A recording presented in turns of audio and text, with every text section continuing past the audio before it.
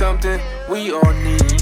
Gotta have it now if you wanna succeed. Striving, surviving, that's no doubt. Sticking together, we gon' find a way out. So all you young people, give it your all. So all you young people, give it your all. So all you young people, give it your all. So all you young people, give it your all.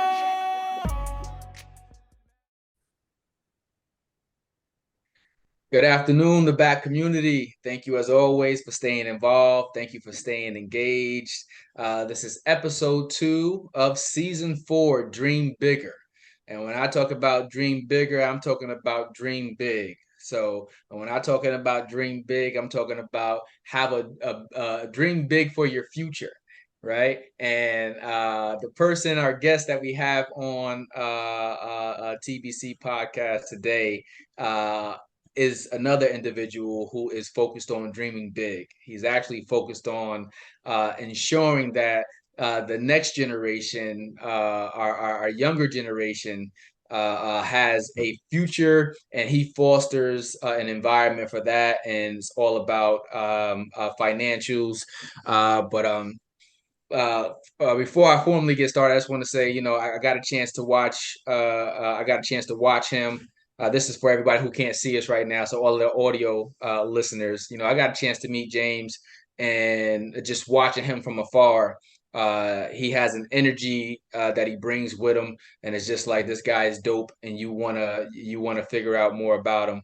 But I met him through social media originally, and I just watched him. Just like, I seen every possible award being given out, and for some reason, his name was always there. Just like, well, who's James Mitchell? Who's James Mitchell? Who's James Mitchell? So I had to meet James Mitchell, and I got a chance to finally meet him at the Makers of a Man's conference, and he did not disappoint. But I definitely wanted to get you on season 4, brother. Thank you for all that you have done thus far and all that you are doing. And I already know, just like the theme for season 4 is Dream Big, I already know that you already got bigger and better plans. So sorry for the long introduction, but ladies and gentlemen, our guest today on the Back Community is Mr. James Mitchell himself, CEO and visionary of Young Futures Inc. And thank you for being on the Back Community podcast. Of course, no problem. Thank you for having me. No, I was gonna let you keep going. I thought you were gonna speak a little bit more. No. Thank again, with all sincerity, thank you so much. As I said, I'm not someone who likes to grab the mic and really say too much. But when I do speak, I want to make sure that it's profound, it's impactful, and it's coming from a real place. Before we start, I personally just want to say, anything in the words of the mighty Mos Def, Yasin Bey. I like to tell people that anything that you see out of me that is great, that is empowering, that is uplifting our people, that's the direct lineage that is being beamed down into me from the Creator, right? I'm just a vessel. I'm just a tool that is being passed through, right? And anything that, shortcomings or failures or places where I don't meet the appropriate or what's needed in that moment, that's where you see me, right? I'm still learning and trying to clear out that path so I can be in alignment with the Creator and my ancestors. But at the same time, I am on this world learning, living, and trying to filter out what was here for me. I love it. I love it. What you just said indirectly is that you are human. There are aspects of you that look mighty and bright in certain aspects, and there's other parts of us that we're still cultivating and we're still working on. That just means you're human. So Absolutely. I like humans. Absolutely. Let me see, man. My first official question for you. One, I want to give you the opportunity to formally introduce yourself to the Back Community podcast. So, James, without further ado, let us know where you're from. And what kind of work do you do? Here's your opportunity to tell the Back community more about you. Yeah. And I'm gonna also start with some more intros, right? Because I am the father of 3 beautiful girls, the partner of a beautiful queen that lifts me up, enlightens me, and allows me to be here and be that man you see with that energy around him, the son of 2 amazing parents, a brother of many, and a community servant and a leader. So, and a chief visionary, as you said, of Young Futures. So those are the things that the titles that the world will give me, and I try to fall into some of those as well as I can. But originally, I'm from Bronx, New York, Bronx River Project, housing project, right? And I wear that on me, right? I always say it is you're a special person. Bronx is a special place to come from, right? And through my earlier years, there was a lot of things that I learned, navigated through, still kept with me and had to filter through to be able to become the man I am today. But a lot of that is based upon my foundation, and upbringing in Bronx, New York. So yeah, that's where I'm from. As I said, Young Futures is a community organization, right? When people ask me about it, you see the financial literacy program that we've been running now for the past 2 years. But truthfully and honestly, Young Futures has been something brewing since my 15-year-old daughter was born, right? When I was trying to, I was fighting the case at the time and trying to, I would get up every morning, 7 o'clock in the morning with those feelings that you have in your stomach and not knowing what the next few years is going to be about. And truthfully, I remember waking up and finding a love for walking, right? And I remember looking around, because when you up that early, you see different things, right? And just to be honest, at that time, I wasn't getting up that early, right?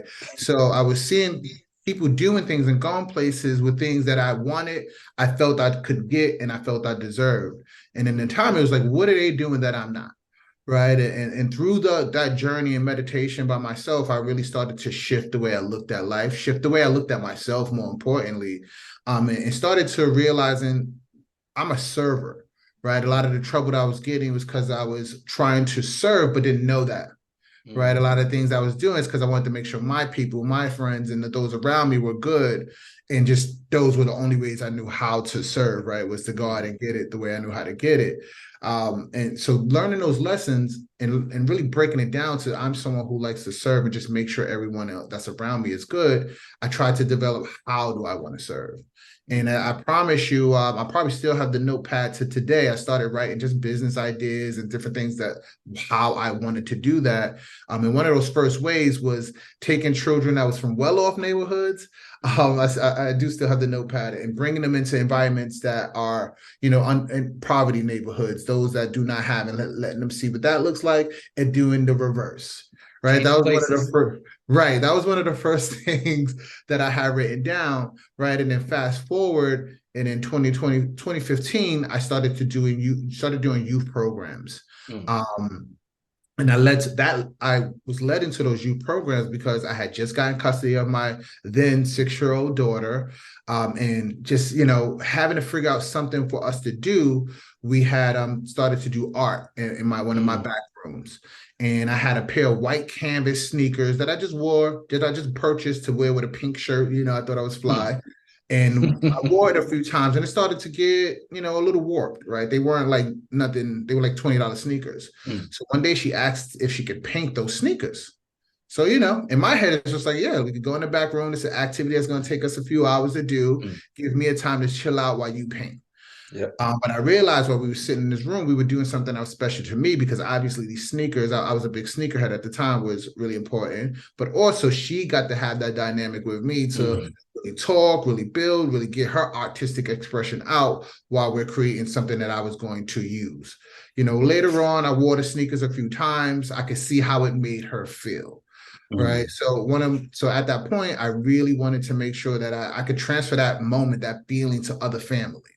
And from there, I would say Young Futures was born, right? We were able to partner with other community-based organizations, and we started doing our program called Art and Soul from 2015 to about 2017. And that led into me having a full-time partnership with a community-based program where after schools, once a week, we would do different art activities. And my biggest goals was I had a no adulting policy. So I wanted families to come in, bring your children. It wasn't a drop-off center. I wanted you to come in and have that dynamic with your child. I'm someone who you might see an adult man here, but I'm really 15 at heart. Right. So I wanted to make sure I created that same fun environment for families. So every week from 2017 to 2019, we had after school programs running, and it ran consistent with the school schedule. So that was one of the things that I'm to this moment, Ty, that I'm extremely proud of is that we were Nice. able to be consistent, right, throughout that time period. And also, because I didn't start it with the intent of business, right? It was just more, how can I serve? I knew there was a gap being missed, and I wanted to make sure that I was meeting that gap. So for that 3-year period, I was literally raising money on my own, doing, Yep. At the time I was still working a full-time gig, using my own money to pay for it, not really understanding that I had a business and I just need to create a business model to be able to really support the youth that I was working with. So we did that for a while, and then the pandemic hit. And at that point, I took a step back and really looked at what we were doing, looked at what Young Futures was, and realized it was going to continue. I had to do some of that back work, right? I had to really focus on what a business looks like, how do you run a business, what are the benefits, and not so much the benefits, but what am I getting out of it so I can make sure I can sustain myself, my family, so then I can sustain the community that I'm trying to serve. And I like to think that's when Young Futures really took its first steps into growing and really being able to serve in the way we're serving today. I love it. It was I love it. financial literacy curriculum was created. Wait, and I'm only going to go back because you said so many things. One of them is going to be shout out to you in the Bronx. Shout out to the 50 years of hip hop, which started there, where hip hop started. But also to the development that's going on in the Bronx, man. I spent a lot of time over in what is that? It's called a Hunts Point area. My uncle used to take me there all the time. But now they call it the Piano District. I'm like, oh, we got fancy different.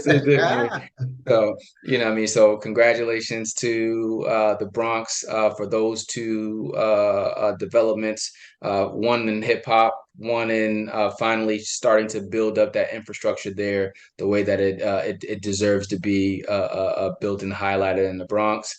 The second thing was that it's interesting how you started off by saying that you weren't focused on the business, you were focused on the service, right? And it was something that resonated with me right away because in both the businesses that I owned and ran, my first one was a nonprofit 501c3 I started where I was mentoring 12 to 18-year-olds for 9 years. That was my love. But even in that one, it started with exactly what you just said. It started with the idea of service. It grew to a business. It grew to all these other things, but it was just like there was a need. I felt like I could be utilized for that need, and I'm going to focus on it that way. And it was the same way here with with my current business with the Black community. It was like it started off through the pandemic. And everybody was, at its height with George Floyd and people trying to figure out how to get involved. And Albany is always near and dear to me, right? I'm just like, well, what can I do or how can I get involved? And it was just like, well, we're focusing on so much negative things that's going on in the world, but there's still so many dope people. There's so many dope organizations. And maybe I could try to spread some light by not just focusing on the negative, but utilizing it, the service part, like you just said, and highlighting other people.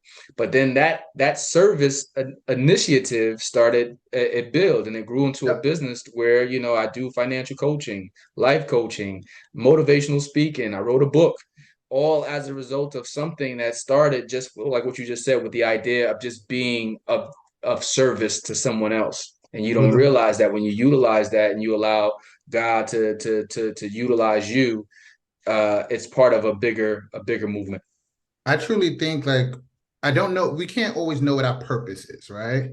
Sometimes you have to go through some things to figure that out, right? But at the core of it, if you align yourself with making sure that you're giving out or giving back or uplifting those that's around you, by default, you're going to find your purpose, right? Whether that means you become the best basketball player in the world, right? If you're coaching other kids, by default, you're going to get better, right? If you're coaching your peers, you're going to become a better athlete, right? If you're trying to become a business owner, by understanding how to service and help other people grow and helping them navigate that space of business, you're going to become a better business mind, right? So I do believe that all of our purposes is to make sure that we're outputting. And I won't lie, I got a little bit of that from Queenie from the last episode, right? I heard her say that, and I was just like, that's amazing. And I align directly with that. I just want to follow through, because once you get in that space of understanding how do you, if the analogy I like to give is, if I fill my cup up with water, right? Keep filling my cup up with water. Keep filling my cup up with water. By default, the cups around me are going to become full. Right? So was I filling myself up? Yes. But but the default of that was other cups. So I'm serving those other cups, or pouring into myself. Right. Nice. So but by me being able to serve others, I'm automatically giving out to what they have. And the first role in that is to pour into yourself, right? You can't give to someone else what you don't have, right? So I do believe that, like you said, that sense of servitude is always going to maximize your potential and deliver you to where you need to be. So anytime I'm talking to someone about business ownership, I start there. Right? How can you serve others, right? And then by default, you'll figure out how do you serve and build into yourself, because your passion is going to come to you, right? What you're naturally good at is going to become what you're naturally good at. You won't even be able to ignore it, right? And then in my case, like, service is something I can't ignore it, right? I'm walking down the street, I see somebody in need. I'm going to figure out how I can best assist them, if not refer them to the place that they can be assisted in. I realize that I can't help that. I want to tell a quick story. Before Young Futures really got started, and I was trying to figure out what that service is, I was doing a winter coat drive. It was in 2012. I had just moved back to Albany. And so I started to, at that time, I had a lot of coats, right? And I was not wasteful, but again, style was a big deal of mine at that time. So I said, you know what? I always see winter coat drives for children. I want to do something for adults. Because I know as a single dad, sometimes I just don't have it, but I'm going to always make sure my little one is good. So sure enough, I went in my closet, called on my friends. I probably had about 40, 50 coats in my car. And I remember Hurricane Sandy started, and driving around town, driving around Albany, mainly in the downtown part of Albany, and seeing people who didn't have on coats. Right. So I gave out a few coats, was able to pass out, riding up and down Central, gave out a few coats. Right. So fast forward, I have been doing this for maybe about 2-3 weeks. And one day after work, I'm walking home, and that was the routine, to go back out and drive and pass around some coats. And I remember walking up my steps and being like, I'm about to turn on some ESPN and relax. Right. But Ty, listen, I couldn't get to my door. I sat on my steps and had this battle with myself, because I couldn't get to my door, to open my door up to go watch that ESPN and chill out. Right. So sure enough, I went back downstairs, got in my car, and drove around. And I remember seeing a young girl. Again, she had a tank top on. And this was probably around, it wasn't winter yet, but we were getting there. And, for me to be able to go in my car and give her a coat, that meant so much to me. And that's something to this day, this is 2012, I still remember like it was yesterday. Fast forward, we were able to work with, at the time, Curve Violence, now Snug. And over the course of that next 3 winters, I think we gave away about 200 winter jackets. Nice. Right? To collaborate with them and working with them. So again, that sense of purpose and serving, you ain't going to be able to deny whatever that your purpose is. It will find you, and I just tell people I'm blessed that after that moment, I've been able to curate this organization where I'm serving the youth, serving children. Because again, I'm going to mention this a few times. I'm a big kid. Right. Yep. I'm goofy. I'm laughing. I'm having a good time with the simplest things. So that's who I just naturally need and know that I've been placed here to serve. But I'm always finding different ways to do it. Okay. Yeah. And it's crazy because, like you said, from very early on, you knew that service was something high on your priority list. It's just I had to figure out what I was serving. Right. Yeah, why Young Futures? Why? What does that name mean to you? Why Young Futures? Right, because the youth was leading the change in the future, right? I do, but there's a saying that says you can't always fix a broken man, but you can make sure the child remains whole and they grow to where they need to Mm, be. Right. And I combat that saying a little bit, right? Everyone will get where they need to be. But yes, if you're working on a child and mm, molding that mind while they're young, you provide force fields for them. Because they're mm, going to go through this thing called life, right? They're going to mm, bump their head against some stuff. But long as you provided them with some tools, now they have something to pull from when they do bump their head. They have mm, experience, they have resources, they have individuals that they can identify with and individuals that they can call on for support that now guards them as they go into this real world. So for me, making sure that we're addressing children as young as 6 years old, right? 6 years mm, old, we start to talk about credit interest in these topics with. So making sure we get them while they're young so they know that there's other individuals that's older talking to them about this, preparing them mm, for this, giving them that's pulling from their own personal experiences to give to them. So as they become 12, right, they still mhm, need that resource, that individual. As they become 15 and life hits them,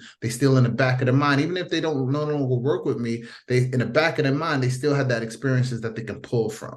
mm, So whatever's going on in their real world, they now have so many different resources, and I try not to be the only person serving them, right? We try to give them other resources that they can get help from. So now they know it's there, whether it's mm, in their current life, right? From if it's not there in their current life, they still know it's there. Their mm, job is now to go out and get it, opposed to never knowing it's there and just mm, pulling from the maybe not the experiences that I could give, right? mm, Pulling from their own experiences, I want to make sure that I'm giving them as many resources, being as much of a positive representation yep, as I can be. So now the model is set, right? mm. And now they have something that they could work for and realistically surpass as they grow older and do it much quicker than I. Absolutely. So yeah, so that's really where the name Young Futures comes from. It's just, I'm a big fan of planting seeds, right? And we Mm, all know when you plant seeds, you care for it. It's bountifulness mm, that comes following it. yep. And I believe we have the capability to be bountiful, as long as men and the women that I know continue to serve in the capacity that we serve in. I love it. I love it. Okay. Yeah, yeah. I figured. While I had you here, let me figure out why Young Futures. But and you could tell, and just like looking at your logo on your shirt, right? It's just like our children do what they see, right? Which is one of the things that I love about the work that you're doing, right? Most of us grew up in communities where we didn't talk about finances. We didn't talk about, credit or, starting a business or, being able to be um, illiterate when it came to finances, right? So, educating the youth not only helps us, but it really ensures that their path is able to be shortened in a lot of ways, and in terms of experiences, right? Just like, hey, well, you know what?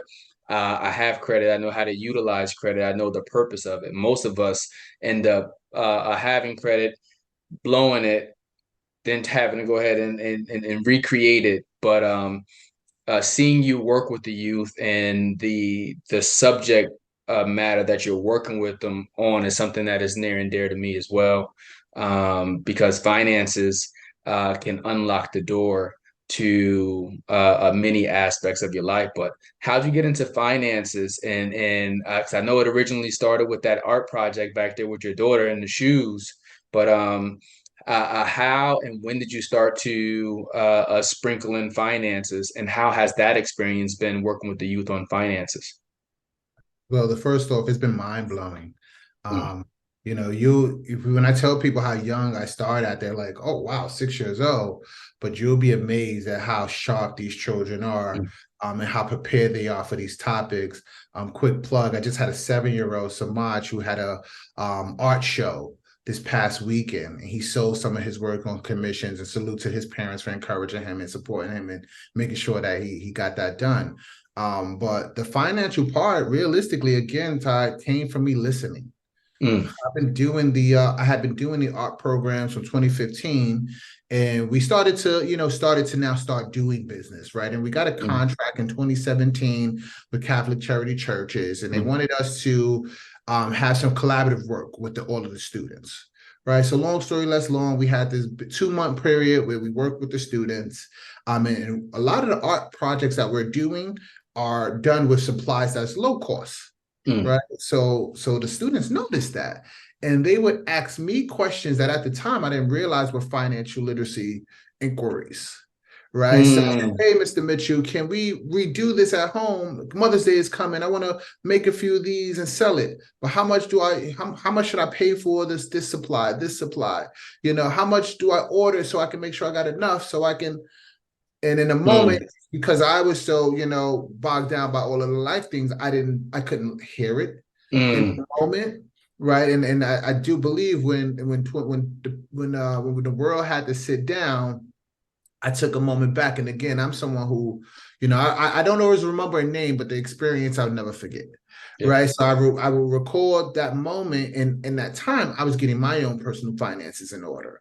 I remember telling my employer at the time to say, I just want to make $60 in the stock markets because I know people are making millions. Right. I want to make mm, something.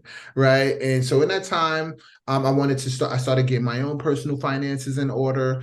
And as I was listening to what those children was telling me, I was realizing that, that child at that time was about 10 years old.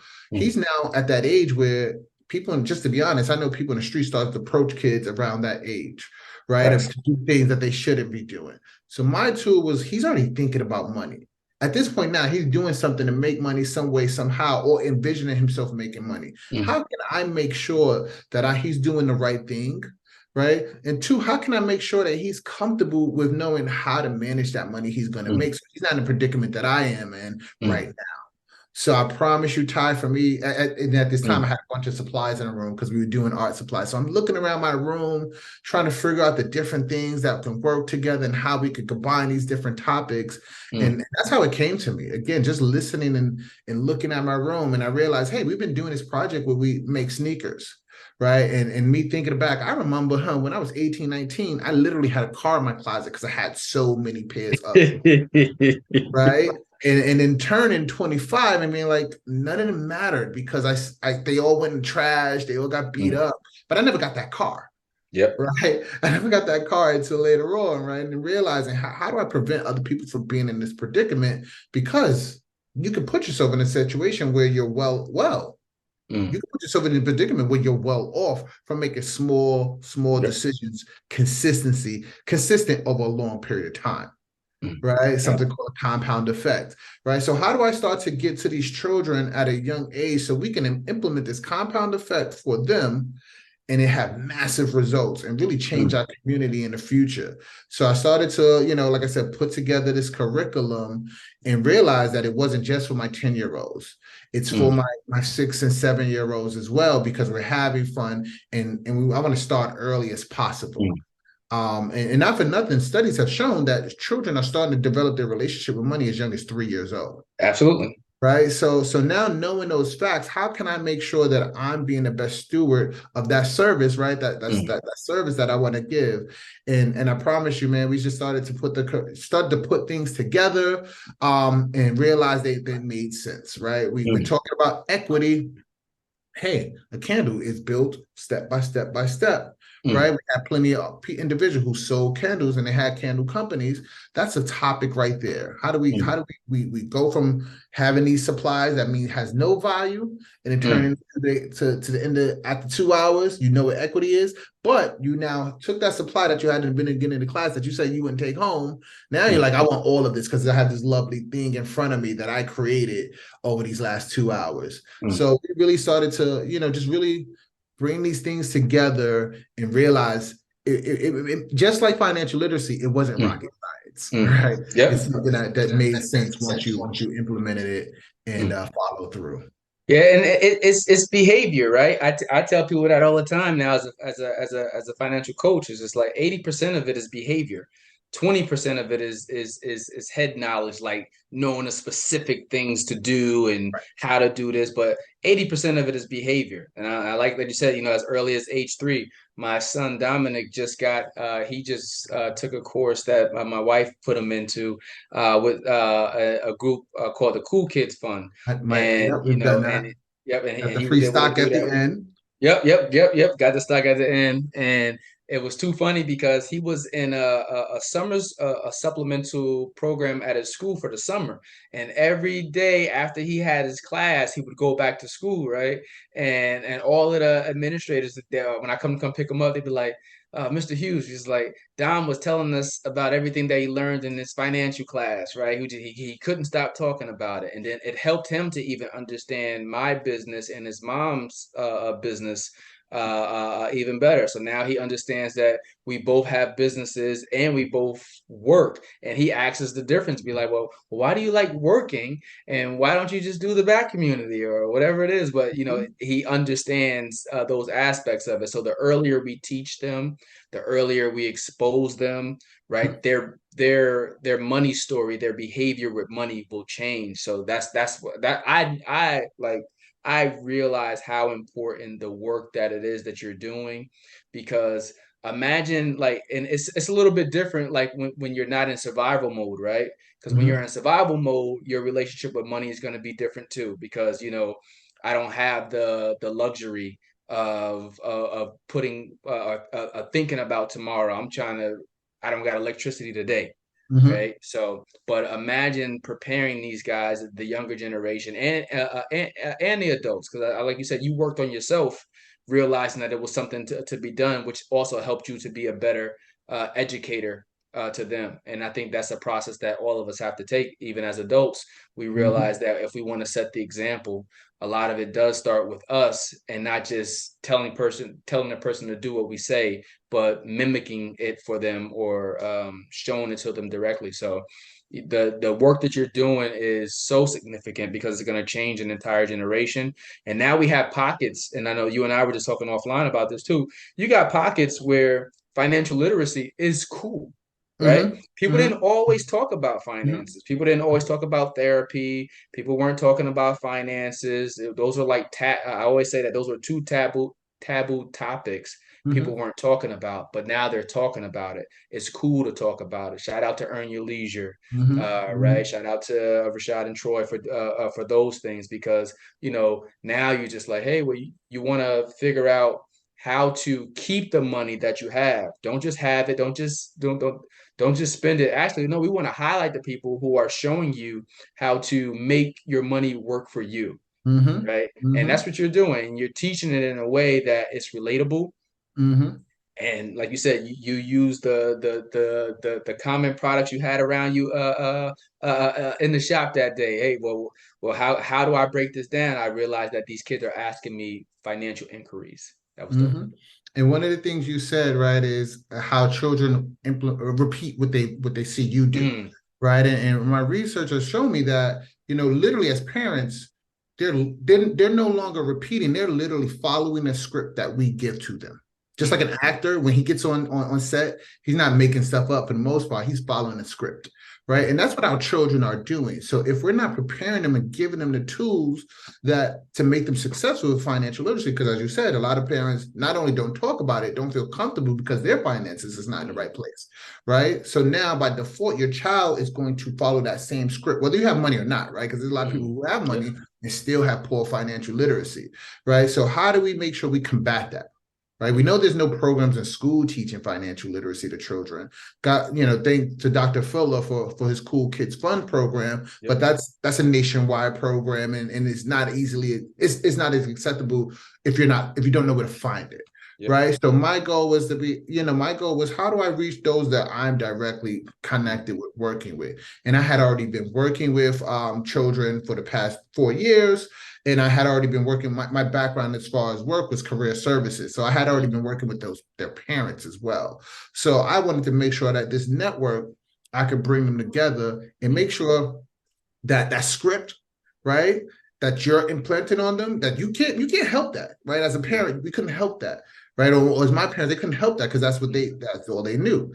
But now let's give them the tools so they can start to develop their own relationship with money and start to identify how they want to. So Ty, I asked the children in class, look at your parents' relationship with money. Is that the relationship you want? Ooh, okay. And a lot of times, by class one, they looking at me, but by class three, we've done talked about, like you said, you talk about these things, you get excited. Yep. Right. The more you know, you now become confident with this information because you have the information and you know that you can speak from a level of intelligence opposed to a sense of coming from a place of unknown. Mm-hmm. Right. So the children now have this sense of confidence and now they can come back and be like, there's some things that I would do differently. Right. And when you ask me, how is it going? How does it feel? Right. That's to me the best part. Right. I haven't even talked about having my 10-year-old break down interest calculations, right? Just for them being able to say, hey, you know what? I would like to have a different relationship with money, right? And then for me to know that the tools that I'm providing with is starting them on that journey to do so. So it's times when I'm teaching class, Ty, and I'm literally levitating off the ground. Right. Because like I just said, we have 7-year-olds working on interest calculations.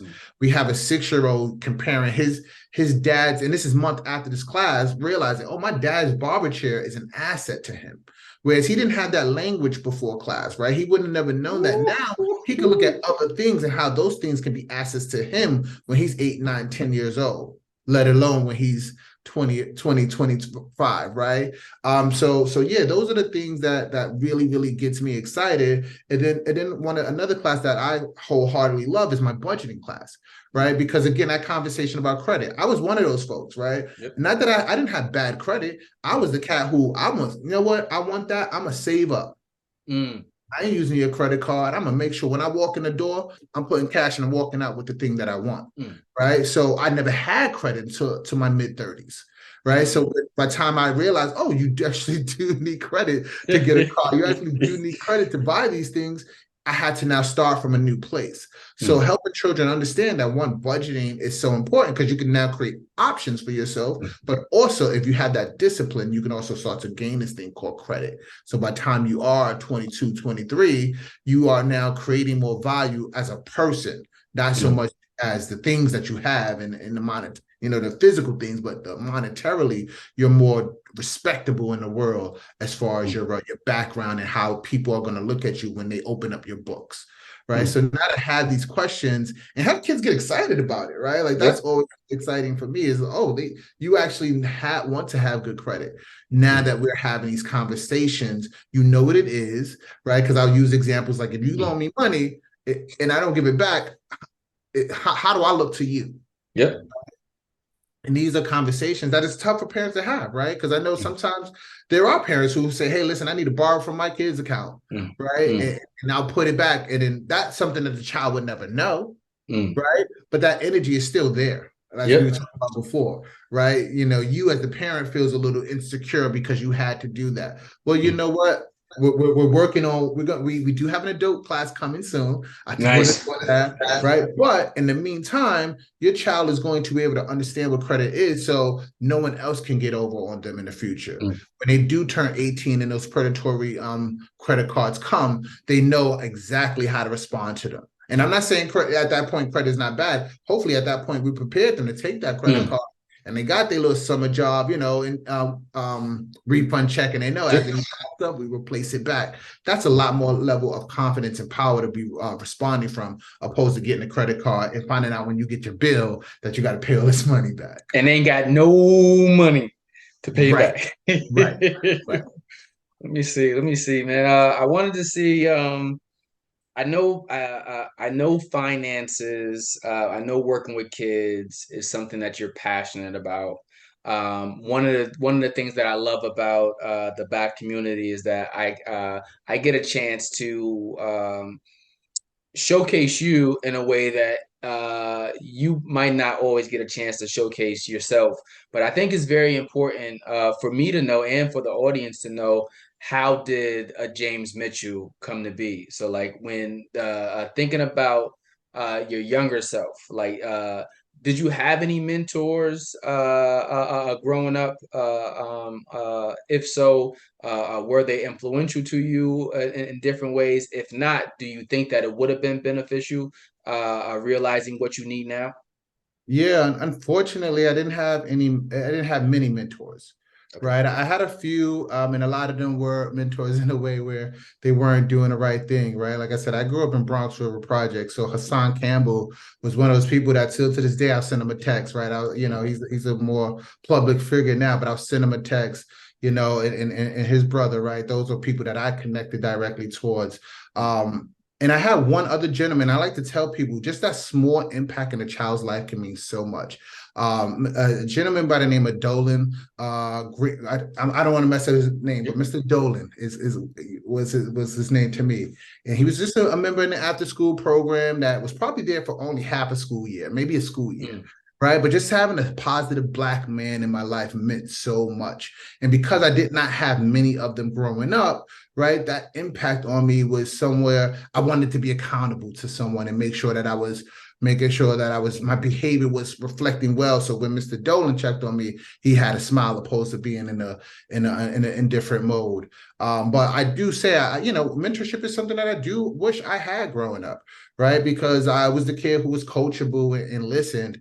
It just missed me. I don't know why, right? It just missed me. But with that being said, I do respect the people that did implement jewels in my life. I do respect the fact that I had a way of gravitating away from the nonsense and knowing, that ain't for me, right? One thing that you said in my upbringing, I had a hill that led me to my building. I was in a 55 building, right? So I had to walk up a hill to get to my building. I remember, I promise you this, as young as 10 years old, right? I remember the sun always, you know how you had to be down upstairs before the Oh, absolutely. and I remember every time walking up that hill and just knowing greatness was ahead of me, right? I remember looking up to my apartment being like, listen, when I get older, I don't want to be in this apartment too, right? I don't want those same things that my mama had for me, right? And that just always stuck with me, right? I do appreciate mentorship, and now I'm starting to get a little bit more mentorship, working with some brothers. Walter Thorne's been pouring into me a lot lately, right? So I'm blessed for the opportunity there. But now later in life, I'm learning how to navigate that, right? Like how to navigate working with someone, because I've never had to work with the one and never had, my level of accountability was always to myself and my homies, right? So and again, thankfully, like I've always had that sense of greatness, right? And trying to strive for something. It's coincidentally today's Kobe Bryant's birthday, right? Yep. One of my other mentors. But I do think, anyone listening to this, if you could pour into a young man, young woman's life, do that, right? I have a 15-year-old daughter. I personally reach out to the woman before I was with my partner. Personally, will reach out to friends that were women and be like, listen, I'll pay for you just to take her to the movies, right? Because I know how value having someone that's not your parent, just telling you some things that's going to help you and help navigate you, and just have to have that level of accountability to someone else that's not yourself. So no, I'm definitely big for mentorship. I look forward to mentoring some young folks myself. I went to the symposium, brought a young man with me, and I told Markia next year my goal is to bring a table full of young men as well. So that mentorship is definitely something in my path, because I know how important it is. Nice. I'm gonna stay right there with you then. Being an adult now, and I know even inside that adult body, you're still that 15-year-old boy, right? But being an adult now, thinking about the younger James, right? What is something you wish someone would have told the younger James that would have impacted him and changed his life directory sooner than later? What is something you wish someone would have spoken to the younger version of you? Oh, that's easy. That thought in your head is the exact thought that you should have in your head, because God put it in it right in that moment for you to have. Right? Because so many times that, we doubt ourselves, right? And because we didn't see a model, we didn't have a model to reflect on. We didn't have an example, right? And like I said, I grew up in a very poor neighborhood. I grew up, I guess in that neighborhood, I wasn't poor, right? My mom did the right things to make sure we stayed fly, right? But because of that, I still had this inclination of, am I doing the right thing? right? I still struggle with that, right? People call it an imposter syndrome. I call it the Alex Rodriguez disease, right? Like you're doing great things, but still need validation for it, right? So now I have on my whiteboard, the thought that comes into your head is the exact thought that God sent into your head. So that's exactly where that thought is supposed to be, right? So now moving from that place, I'm a lot less wondering if I made a bad decision, because what's a bad decision, right? It's just a new decision for me to make a right decision afterwards. And thankfully, I'm still alive, so I can continue to make right decisions and compound right decisions. Because at some point, a bad decision is going to come, right? And it's just my job to realize, move on from that. Don't let that thought hold you back, and move on from it. I said a quote one time, and my uncle, such a teacher, he said, I said, the moment you stop sweating a bad decision, you've already won. Right? Because so long we sit on these thoughts, and now 2 weeks later, oh damn, I should have never did that. Yep. Right. But now you're sitting in that, you went right back to 2 weeks ago. When 2 weeks later, you're supposed to be moved on. Right. 2 days later, you're supposed to be moved on to the next thing that you're doing. But we get harped on that poor decision, that poor choice. And the results, sometimes the results suck, right? Yep. But if you stop holding on to that, you've already won. You've already moved on to the next decision. That next decision might be the one that you propel you to where you need to go. But if you're holding on to that, how can you ever get to that moment where you're making that new choice? Move forward, but don't forget the lesson, or learn the lesson. How about that? Learn the lesson, move forward. Yes. One of the things, and I promised myself I would say here was, we could say taking L's, right? It's not losses, it's lessons. Yes, right. Lessons. One of my favorite sayings from my mentor Napoleon Hill is, in every seed of defeat or adversity in every failure and adversity is a succeed for greater or equal opportunity, right? But that's for the positive mind that's ready to make that greater or equally beneficial opportunity. So yes, you got to learn from that moment, right? But take the lesson, not the loss, and move from there. Dropping jewels. All right, let me see. I'm going to hit you with what's called rapid fire. So these are random questions that allow me to better focus in on James Mitchell, the person, right? So not necessarily where you are right now in the world of finance and teaching as a dad, but it's just going to help me be more playful and bring out that 15-year-old spirit that's still in you right now. Good. So this is a 60-second a series of questions. I can't say anything. I'm just going to ask you some questions. You tell me your first response. Let's do it. All right. What is your favorite snack or cheat food? Oh, easy. My favorite snack is going to be Sour Patches. I'm a candy person. Sour Patches. Or they're going to be the big cookie from Fresh Market, the chocolate chip cookies from Fresh Market. And my favorite cheap food is a pizza, pepperoni pizza. Yeah, give me that all day. All right. Who is, and actually you might have answered this already because it's his birthday, but not necessarily. Who's your favorite athlete and why? Oh, my favorite athlete. Oh, that's a good question. I would say probably Derek Jeter. I bleed pinstripes, so probably Derek Jeter or probably Kobe. Yeah, okay. It's gonna be a toss up between those two. Okay, shout out to both. And why would be the consistency, right? The consistency, right? They had off days. I grew, like I said, I bleed pinstripe. There was times Derek Jeter sucked, right? He went stretches where he would stink, but he was still consistent, right? He fought at the plate, right? You ain't walking away with an easy strike if you're gonna get out, right? He might get it out, but you ain't just striking that man out. And the same thing with Kobe Bryant. He might have had some off games, but for the most part, he was getting back up that next morning when no one else was and working harder than anyone else was to make sure that next game looked different from the previous. So that's why. Mamba mentality. I should. Let me see. Favorite sneaker of all time. You said you was a sneakerhead. I got to figure out what's on the feet. Favorite sneaker of all time. We're just having this conversation. So I want to say respectfully, Penny Hardaway, outside of the Jordans, Penny Hardaway is the #1 sneaker brand or athlete shoe. But I would have to go with either the Penny Ones. We got a list of pennies, but Penny Ones, probably the Penny Twos or the Penny Foam Posits or the Tim Duncan Foam Posits as well.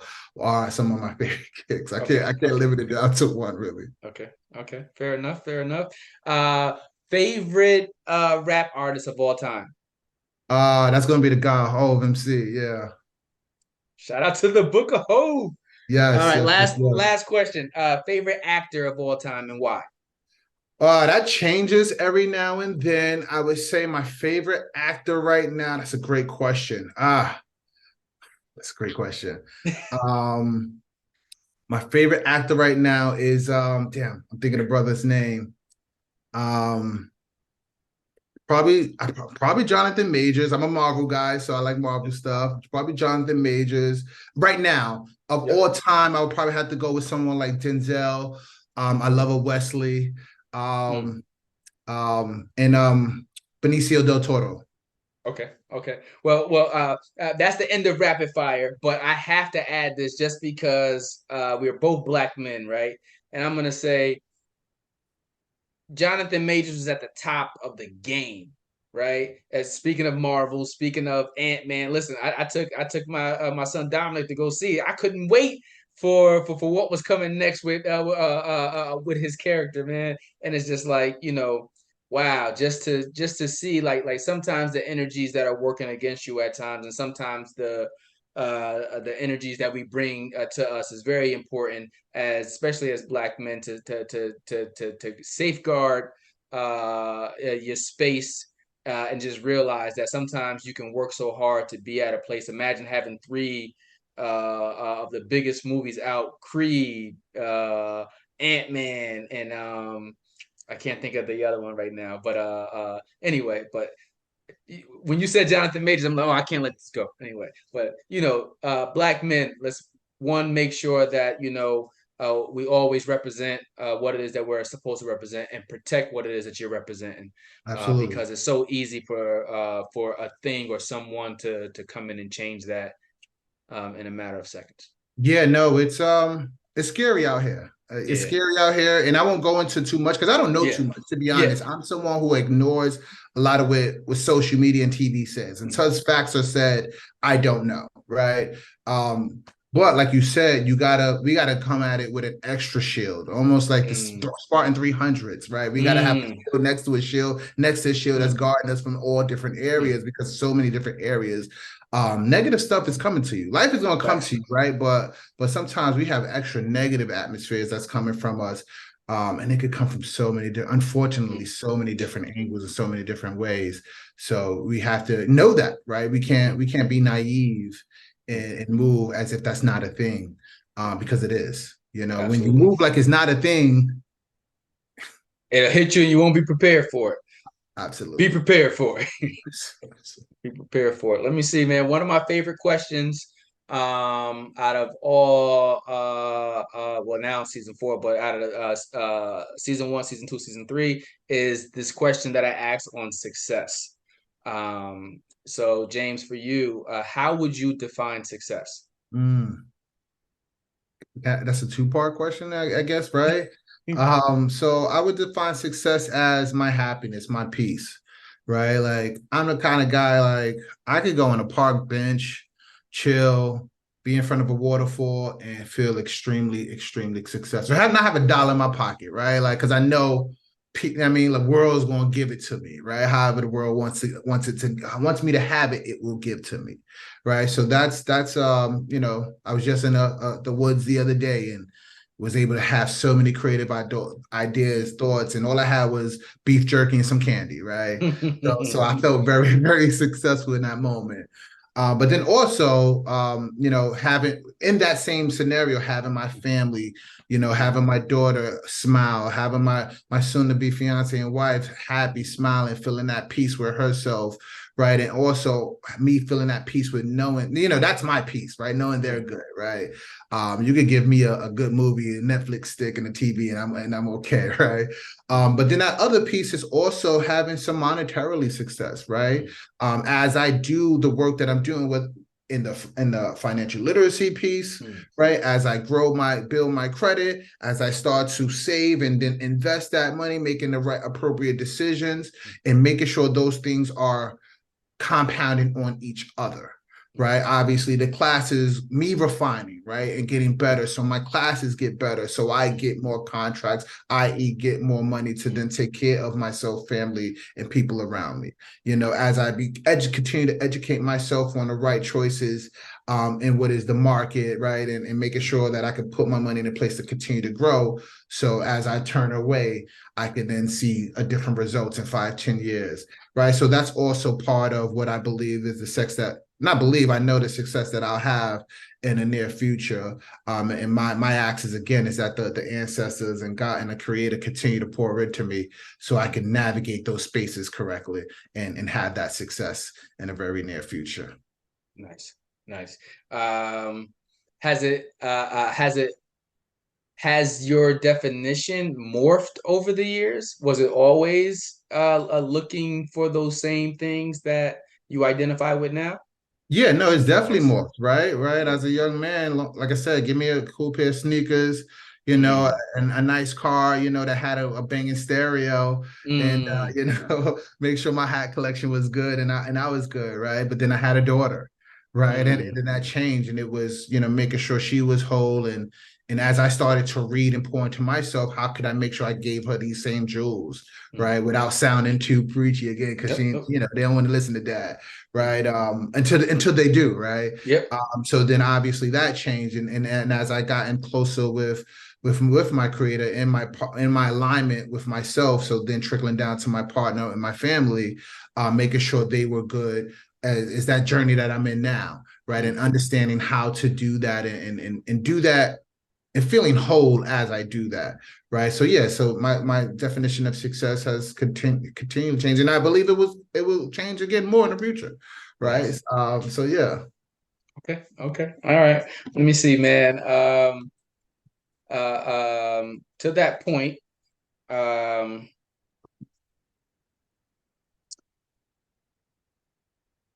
the definition will continue to change because you continue to change, right? You continue to evolve. Um, how do you find how do you find a good work-life balance with everything that you have on your plate right now? Like you said, man, you got your fiance, soon to be your wife, you're a dad, you're an entrepreneur, you're a community servant and leader. Um, how do you ensure that you have a healthy work-life balance through all of this? I'm still figuring it out. Ooh. Right, I'm still figuring that out. But a lot of that is, meditation, knowing how to shut things off, right? I'm not in the point with my business where, one of the brothers I follow, Brother Trent, says, hey, at a certain point, he's just got to shut things off. Yep. Right. And I look forward to the day when I can say 6 p.m. I'm shutting stuff off. I'm not at that place, right? And I'm okay with that. But being okay with that, right? Being okay with saying, hey, I'm not there yet, right? And there's some things that I need to refine on and getting better. Believe it or not, brings me work-life balance, right? Because saying, hey, I'm not okay with these things, and there's still some more growth that I need to do, means when I'm gonna look at my imperfections, it's okay because I'm still working on it. So when when I do shut things down, knowing that I have 3 other things that I got to do, hey, you know what, mentally, and this is just something that's happened over the last few years, is it is time to shut down, because if not, knowing in my body, I have fainted, right? I've literally fainted, and things were going great in my life. Like I had been hydrated, but doctors didn't know why I fainted, right? But at the time, I could tell you I was working like a dog, right? Unfortunately, 4 years ago, I was struck by a car, right? And I remember not being able to do the things like just go for a walk, right? Not being able to do some push-ups, right? So stuff like that is where I get my work-life balance, being able to do a little workout, even if it is a 20-minute, I'm the king of a 20-minute workout, right? Being able to do those things, being able to look into my daughter's eyes, being able to look in my partner's eyes and just chill, right? Just watch a movie with them. Even if I know in the back of my head, once this movie's done, once they get to bed, I got to get back on my laptop. That's, being okay with those things, right? Because, I'm a man who says I like to begin with the end in mind. So knowing that, I know that the place that I'm going will get here. There's some inertia on the way there, right? But I already know what that looks like. So because I know what that looks like, as I'm in the path on the journey to get there, I got to be okay with some of these things. And at some point, knowing that it'll start to balance back in the right direction. So And that's it helps where, you to stay focused too. When you start with the end in mind, I know what I'm working towards. right. I already see it. I already got it on my vision board. I know where I'm working towards. Right. Okay. All right. Let me see. I got two more questions for you. I'm gonna let you go. Yeah. Thinking about all that you have been able to accomplish, and I know at the top of the interview, I was pointing out how many different community awards and accolades I see that you are accruing, right?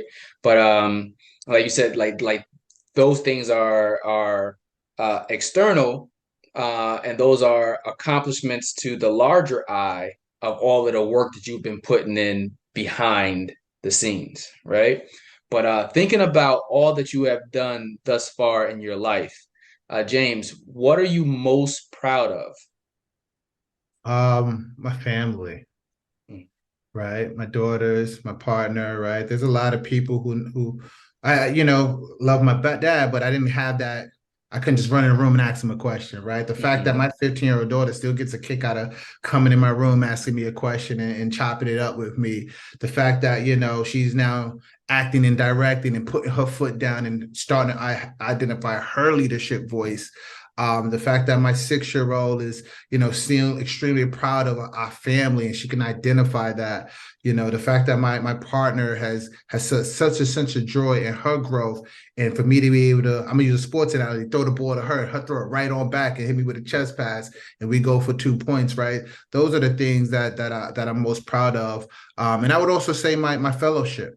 Right. mm, I remember years ago telling my brother we were in a car somewhere and we had a disagreement and telling him, I don't care what we just argue about, but my thing is when you look at my tombstone, one of the things they say is that man said he was going to do something, he got it done.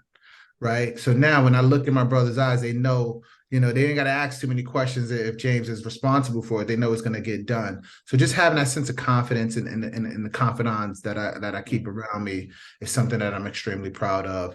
And some of the things that I'm most proud of in this existence. Okay. All right. And final question, because I'm an avid reader, and I also think like on the path to getting to wherever you want to go, like you've mentioned some names even in this interview alone, whether it's Trent, whether it was Walter, dynamic people doing positive things, whether it was Mr. Dolan, whether any person that you can think of, right? Each one of us finds, or in your case, shout out again to Kobe Bryant, Black Mamba, right? There's people that inspire us. There's people that motivate us, right? So, but a lot of times people don't see what's happening behind closed doors. I always like to ask everyone who comes on, like, if you were to recommend a read, a podcast, something that inspires James, what would you recommend to the Black community? Oh, easy. I would say The Compound Effect by Darren Mm, Hardy. That's a book that you read 5 pages of that, you're implementing them right now in your life. mm, Right. I love a book that just right away you can implement new things. So Darren Hardy's The Compound Effect. The Mamba Mentality book is a mm, big book, right? But mm, it's just Kobe giving his day-to-day mindset thoughts and how he got and what he was doing to get to where he was going. Another one will be The Magic of Thinking Big. mm, Right. And that was one of the books that changed the way I looked at myself, right? Like I had no idea of my mentor judging how I viewed myself. And mm, realistically, every word we say out of our mouths has a direct path to go somewhere. And how do we control that is by saying better things out of our mm, mouths. So The Magic of Thinking Big, Think and Grow Rich by Napoleon Hill. It's definitely one of those books. And I'm trying to think of a podcast. I'm still relatively new to podcasts. So I would definitely mention this one, right? Because just from the few that I was listening, woohoo! I got some jewels that impacted me. So I'll go there. All right, listen. I will not compete. I will not dismiss that. I appreciate that. No Thank you doubt. for subscribing to the Back Community Podcast. Absolutely. But yeah, uh, uh, one thing I wanted to say before I let you go is that I admire what you're doing. I admire the sense of awareness that you have for the moment. I admire the sense of awareness that you have for yourself, right? We need energy like you in the world. So keep doing what it is that you're doing. Keep empowering the youth to be, and like you said, you didn't have a mentor, but you have positioned yourself to be for others what someone could have been for you.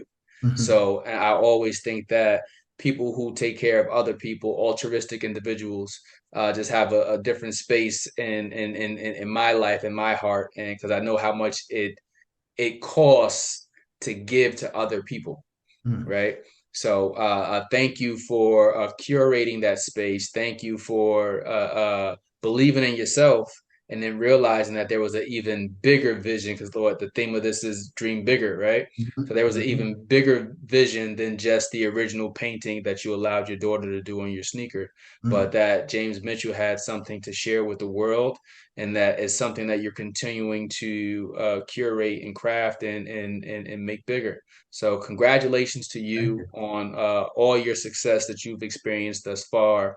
But I'm excited to see about what comes next, and I hope God continues to watch over you and your family as you continue to be that servant and leader that you've been. Amen. Amen. I got two quick questions for you. Um, Woo! For me, let's do it. yeah, for you. Right. So one of them is you've been doing this for a few years, you got a few seasons under your belt. Not I don't want you to I do want you to generalize. I don't want you to pick any, but what are some of the things or the jewels that you've received that you find yourself using to want and build yourself up or Mm, giving back to the people in your real life or mm. through this podcast? What are some of the jewels that you've received? And then my second question is, what are you currently reading? Ooh. All right. Let me answer it backwards then, because what I'm reading right now, I'm constantly right now I'm currently doing the audio book for The Light We Carry by Michelle Obama, and I'm physically reading um, The Way Love Is by Vi Antoinette, and she is a woman from Albany. She actually has seven books. She's working on her eighth book, and she was on the Back Community, I want to say 2 seasons ago or something like that. But I bought some of her books, and I had been waiting until we had moved into a new house. Long story short, and I was waiting to get this bookshelf created so I can take all my books out of the boxes. So now I have them all laid out, and I can easily grab them. So I'm reading her book right now, so she doesn't notice I was waiting. Well, she's probably gonna watch because she watches these videos. but yeah, I'm reading your book, Vi, and The Light We Carry. And I just finished Eric Thomas's book UOU, Mm-hmm. Mm-hmm. Dope. Dope. and the what have I learned? What has like impacted me as a result of doing this for the last 4 seasons? Yep. One, it's allowed me to realize that God has positioned me strategically to be exactly where I am. The same way how you just said that thought that comes to mind is the thought that was supposed to be in your head. I'm I am where I'm supposed to be, not where I envisioned I would have ever been, but I am where I'm supposed to be. And I realize that my experiences, both negative and positive, have shaped me and prepared me to be a coach, to be the person that I am. It's like, I can talk to you about streets, I can talk to you about school, I can talk to you about travel, I can talk to you about whatever it is that you want to talk about, right? And I can talk to you about how I made my walk with God. But Amen. I'm I'm I am in the moment and realizing that I am where I am for a reason. And I just see it because just starting something, back to your word on service, realizing that you can create something with the intention on recognizing and highlighting others. But if your purpose, like you said earlier, is aligned and correct, that same thing can turn into a mechanism to highlight you. So I started off with doing something I was highlighting other individuals, and it ended up creating an entire business for me out of that. So, so the thing that I've learned is start now. Don't wait. Don't think that you have to have the full picture up front. It never really works that way, and you don't really want it to work that way. Give it some space for Yep. God to come in and sprinkle in His greatness on Yep. a little idea that you had, and sit back and let it bloom. Absolutely. Absolutely. Thank you. Yeah, thanks for asking the question. Nobody never really asked me no questions on here, so thank you for asking the question. Well, listen, the back community, we've had the pleasure, the privilege of having James Mitchell here, CEO and visionary of Young Futures, and I really enjoyed myself with you, man. And I can't wait to get this out to the masses. And like I said, man, I wish you continued success in all that you do. And I'll play catch up with you next time. Absolutely. I'll be here for you, brother. Conquer the Later. rest of your day. You too. I should. Keep climbing up the ladder. A Black Lives Matter. It matter. So all you young people, give it all. So all you young people, give it all. So all you young people, give it all. So all you young people, give it all. Matter. A Black Lives Matter. They matter. A Black Lives Matter.